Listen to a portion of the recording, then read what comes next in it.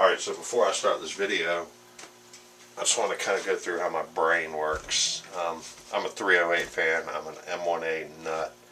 And this is my sort of in-house ugly M1A beat up thing. This is a SOCOM 16, and it has an inherently inaccurate barrel on it, for a 308 anyway. So I'm not going to lend it a bunch of optics. I'm going to just put something that's adequate, and I also want to be able to use my iron sights to go right underneath the optic, leave it on there, and just kind of the way I work. Now you can buy rifles that are insanely accurate right out of the box.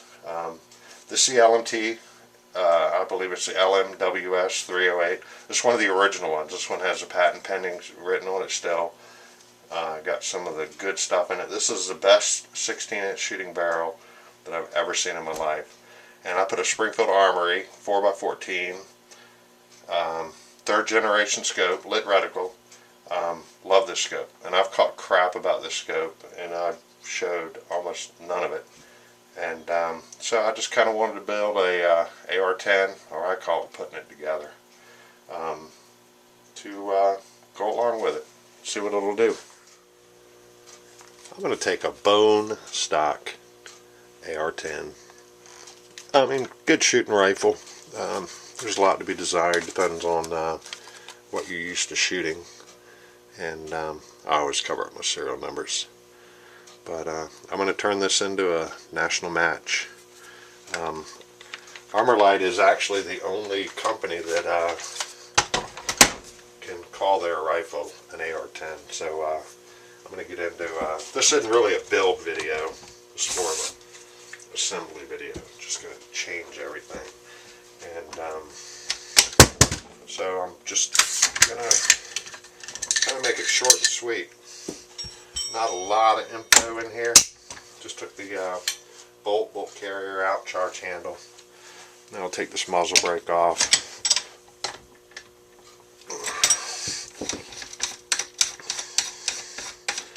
And also I tagged in, I went ahead and bore scoped the barrel. Show you that one. You know, kind of do a comparison on the new one that's going to go on there. So instead of removing the grips, I'm just going to pull the gas block out, and they'll just fall right out.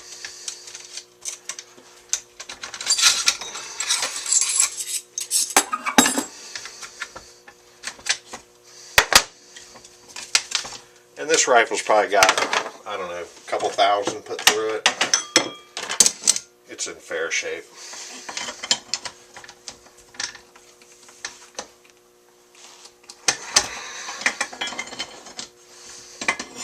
And we're going to make it into a national match. Be pretty cool, be fun to shoot. So I'm going to change the trigger group, put a new barrel on it, put an optic on it. Just simple stuff. Let's see what the factory trigger pull is. I already know this is a creepy, it's an okay trigger, but it's just not great. 7 pounds, 6 ounces. That's not bad. I kind of like that weight, but I just don't like all the creep. So let's get a look at the barrel. This is the factory barrel. I'm still going to call it a pencil barrel, using the bore scope, and just a little different. So when we get the other one put together, I'll bore scope that one as well. Now we get the pistol grip off. Way we can change out the trigger group, and this isn't intended to you know, show off or say, you know, I got a better gun or anything like that. It's just information. So I'm going to take off this dangerous pistol grip that just is responsible for so many problems.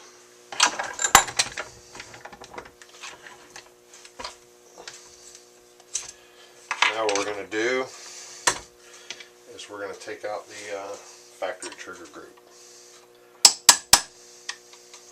Cock that thing. You know what's really cool about the, if you ever done a factory trigger group, kind of a pain in the butt because they're in two separate pieces and the spring's a little tough to deal with. But the Timney group, Timney trigger, comes in one piece of cake. Drop it in, put your safety selector back in, and you're ready to go. Now I'm going to be putting in a Timney trigger group, and I'm sure there's a million videos on YouTube of how to do this. It's pretty straightforward. I mean, if you're good with little tiny pins and Allen wrenches and things like that, it's pretty straightforward. It's easier than a factory one, I think. But I do hate the little short Allen wrench that comes with them. So a longer Allen wrench would be my only tip for a Timney trigger install. So let's see what the trigger pull is now.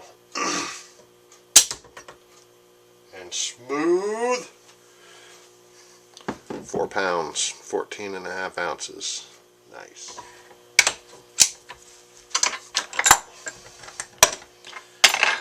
Now we'll put our springs back in, our detents for the safety and the takedown pin, and put our grip on. And try a bit of a beefy grip on this one.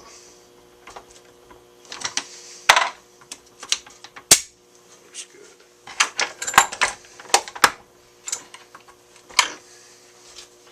I'm a fan of these L&T buttstocks. They're nice. They work well. Now it's time for a barrel.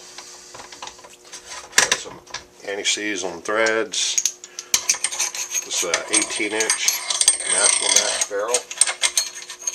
And torque that thing down. Got my offset calibrated. And then I'm going to have to tweak it a bit to line up the gas tube. So once you got your initial torque, this can actually be the most tedious part right here, because since it's a free floating barrel and it's going to have a quad rail, I got to have it perfect. I want the quad rail to line up perfectly. And I find the best way to do it after your initial torque is to use a hammer to move it just a hair at a time. See if we got it.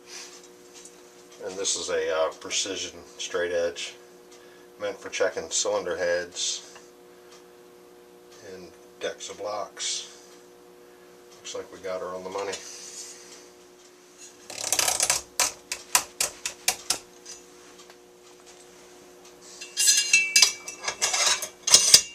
For the gas tube, and before I run it on down, I'll show you something that's kind of important on these.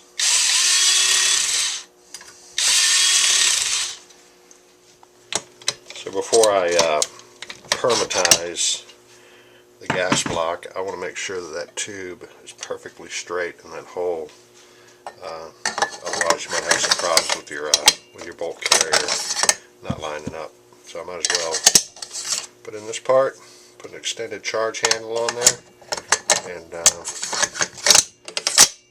we'll go ahead and put it back together and put the optic on it.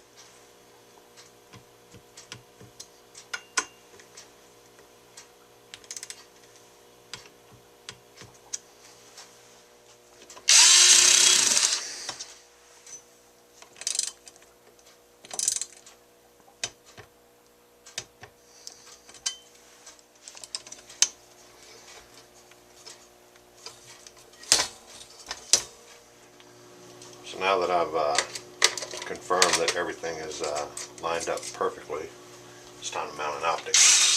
And I'm not going to permatize this because things need to be moved. You need to test it, and then you can permatize it with Loctite, things like that.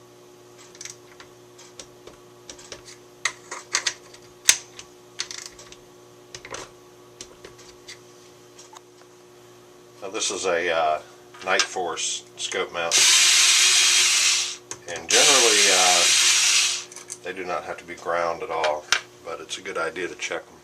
Now getting your rings correct can be critical, and like I said, I'm not going to grind these because I don't anticipate that I'd have to, and besides I'm not permatizing the scope anyway. So I got a bar here, Just going to bring it through, and I'm going to look at the print that it puts on there. I don't know if you can see that.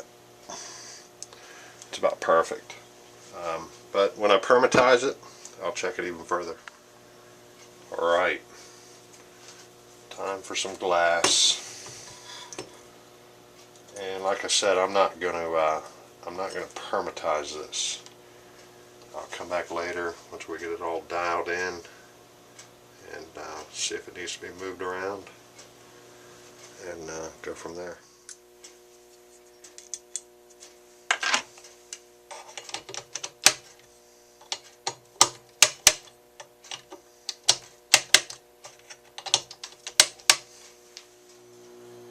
Alright, so let's get a look at this barrel. Yeah, that thing's nice. 1 in 10 twist. National match from Armalite. And it's pretty. So, gonna shoot it, clean it, and shoot it, clean it, and see what it'll do. Well, I hope that was informative, and hopefully I won't have to change my recipes on my 308 loads and get out and shoot that thing. Probably not this week. Tomorrow's supposed to be beautiful, and I'm planning on going out and doing some flying. But just in quick review, LMT buttstock, nice fat grip. Put the Night 4 scope on there, and it's just so perfect. I don't know if you can see that. Let's see if I get to where you can see how that lines up. Full floating barrel, national match, and hopefully my rounds will work. But if it falls through for tomorrow, Sunday, and I don't go flying, then I'll probably go out and shoot this thing. So I hope this was informative, and like I said, it wasn't a build. I call it an assembly. I think when you build something, you gotta have sawdust and metal shavings.